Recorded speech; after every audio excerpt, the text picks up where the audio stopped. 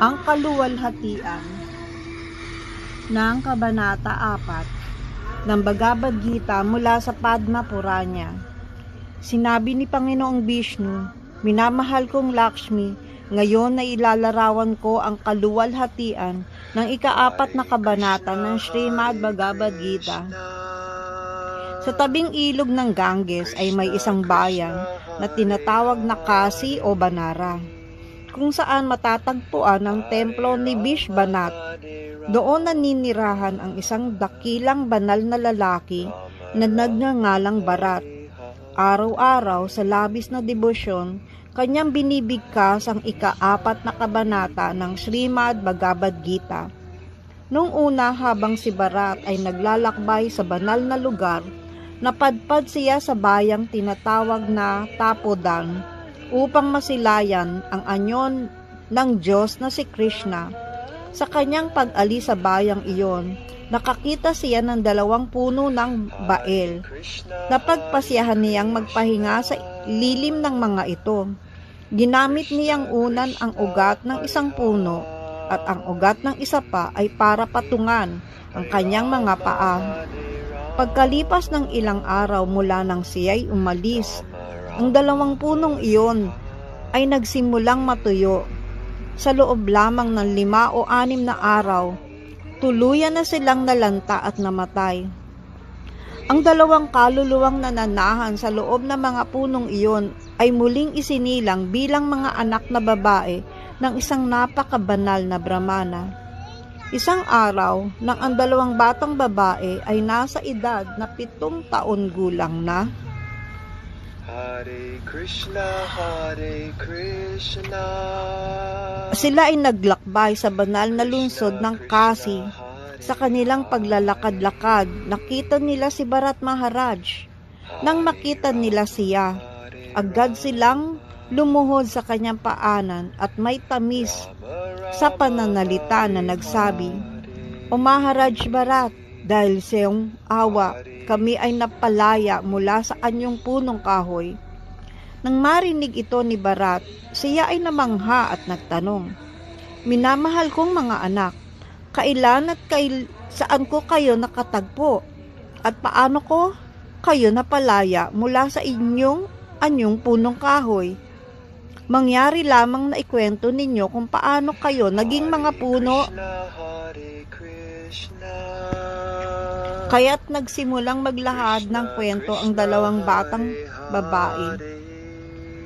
"Maharaj, sa pangpang ng ilog Godavari may isang banal na lugar na tinatawag na Chinapaap. Doon naninirahan ang isang rishi na nagngangalang Satyatapa. Siya ay nagsasagawa ng matitinding pag-aayuno at penitensya. Sa tag-init ay umuupo siya sa gitna ng maraming apoy, at sa taglamig ay nananatili sa malamig na tubig ng ilog. Pagkalipas ng panahon, siya ay naging ganap na dalisay at napagtagumpayan ang lahat ng mga tukso ng kanyang mga pandama.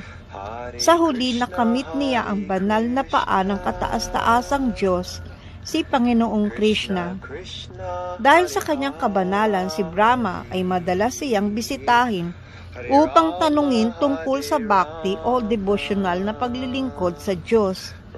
Ngunit si Indra, hari ng langit, ay labis na nabahala at kinatakutan na baka agawin ni Satyatapa ang kanyang posisyon.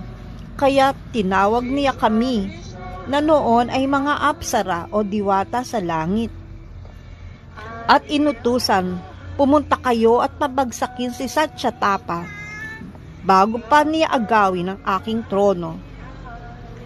Nagpatuloy ang mga babae. Matapos naming matanggap ang utos, agad kaming nagtungo sa pangpang sa Godavari kung saan naroon si Satyatapa. Doon kami nagsimulang umawit at sumayaw sa isang mapanuksong paraan sa kanyang harapan upang matukso siya sa pagnanasa. Habang kami nagsasayaw, ang aming balabal ay nalaglag at naibunyag ang aming dibdib. Subalit, kumuha siya ng tubig sa kanyang kamay at isinumpa kami, "Kayo'y maging mga punong bael sa pangpang ng ilog Ganga. Sa takot at pagsisisi, agad kaming lumuhod sa kanyang harapan at nakiusap ng tawag. Mahal naming Rishi, patawarin po ninyo kami. Kami mga tagapaglingkod lamang ni Indra. Dahil sa aming pagpapakumbaba, siya ay napalugod at sinabi, mananatili kayong mga puno hanggang sa dumaan sa inyo si Maharaj Bharat. Pagkatapos ay maliligtas kayo mula sa anyong iyon. Biniyayaan rin niya kami ng mga alaala ng aming nakaraang buhay. Mahal naming Maharaj Bharat, nung ikaw ay naglalakbay sa Tapodan at nagpahinga sa ilalim ng aming lilim, iyong binibigkas ang ika-4 na kabanata ng Bhagavad Gita. Sa pakikinig namin sa banal na kabanatang iyon, kami hindi lamang napalaya mula sa pagkapuno, kundi isinilang rin kami sa isang pamilya ng mga deboto at tuluyang nawala ang aming pagnanasa sa makamundong kasiyahan. Sinabi ni Panginoong Vishnu, minamahal kong Lakshmi. Nang marinig ni Bharat Maharaj ang kanilang kwento, siya ay napuspos ng kagalakan at bumalik sa kanyang ashram.